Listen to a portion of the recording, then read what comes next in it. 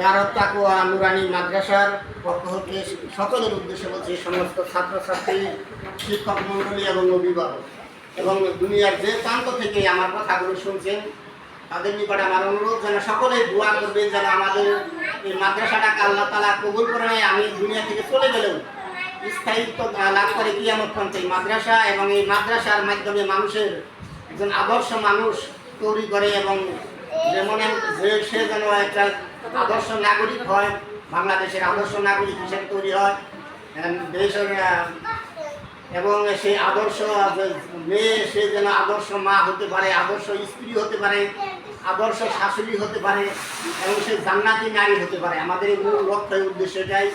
এবং সেই সাথে আমার যে মূল কথা হচ্ছে যে মাদ্রাসা এটা আমরা নিজস্ব অর্থায়নে আমরা চালাই, যে স্কুল কলেজ থেকে লেখাপড়া করলেই ওখান থেকে পাশ করে এলে আমরা খুঁজ নিই না, কিন্তু এখানে আপনাদের নিজের অনুরোধ থাকতো যে এখানে মাদ্রাসা থেকে পাশ করার পরে যে আপনার এই মাদ্রাসার দিকে নজর দেবেন, মাদ্রাসার শাখা প্রশাখা সারা বাংলাদেশ জুড়ে যেন করতে পারি এবং আমাদের আর্থিকভাবে সাহায্য সহযোগিতা করবেন এবং সকল প্রকার প্রচেষ্টা শ্রম দেবেন যাতে এই মাদ্রাসা উন্নতি হয় ধীরে ধীরে এবং শিক্ষার মান বাড়ে। যেন শিক্ষক মণ্ডলীর কাছে আমার অনুরোধ থাকবে কীভাবে লেখাপড়া নিয়ে তাদেরকে শ্রম দিতে হবে এবং মাদের নিকট অনুরোধ থাকবে তাদেরকে সন্তানকে ফজরের নামাজ পড়ে ঘুম থেকে উঠিয়ে তাদেরকে পড়াশোনা করানো, যাতে তারা এখানে শিক্ষা গ্রহণ করে চেষ্টা বাংলাদেশের সুনাম অর্জন করে। যে বাংলাদেশের সবচেয়ে এক নম্বর মাদ্রাসা পরিবর্তন করতে হলে সকলের পরিশ্রম করতে হবে, সন্তানদের পরিশ্রম করতে, শিক্ষক ছাত্রছাত্রীকে পরিশ্রম করতে হবে, মায়েদের পরিশ্রম করতে হবে, শিক্ষকদের পরিশ্রম করতে হবে,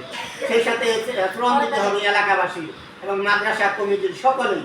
আমাদের সকল বাংলাদেশের তথা দুনিয়া দেখি যেখানে আমার যত মুসলমান নরনারী আমার কথাগুলো শুনছেন তাদের নিকট অনুরোধ তারা দোয়া করবেন যেন এই শিক্ষা প্রতিষ্ঠান বিধানবিহীন কোরআন সুন্নাহর আলোকে মানুষের আলোকিত করতে পারি সারা বিশ্বব্যাপী। শেষে এটার শাখা প্রশাখা বিশ্বব্যাপী গঠন করে এবং মানুষের কাছে কোরআনটা শরীফ ইসলামটা পৌঁছে দিতে পারি এবং আদর্শ মানুষ করতে পারি, তাদের কোরআনের আলো দিয়ে জান্নাতমুখী করতে পারি, জান্নাতবাসী করতে পারি। আমার এটাই মূল উদ্দেশ্য লক্ষ্য।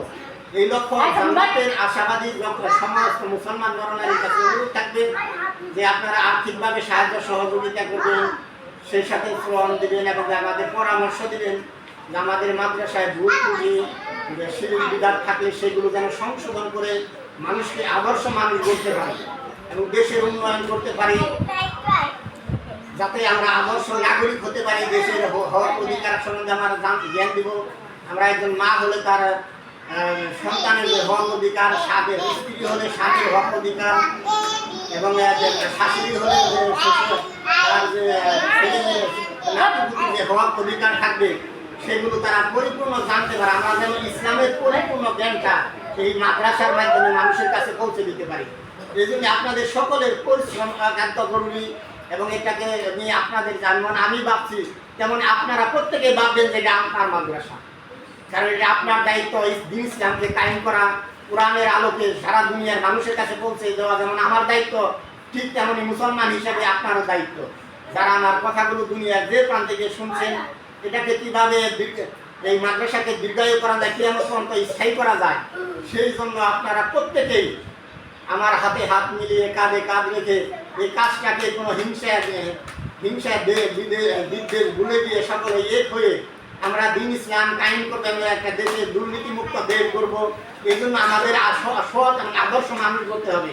সৎ এবং আদর্শ মানুষ করতে হলে কোরআন এবং সুন্নাহর বিকল্প নাই। কোরআন এবং সুন্নাহ ছাড়া কোনোদিন সৎ এবং আদর্শ মানুষ হবে না, কারণ এটা 53 বছর ইতিহাস এটাই সাক্ষী দিচ্ছে।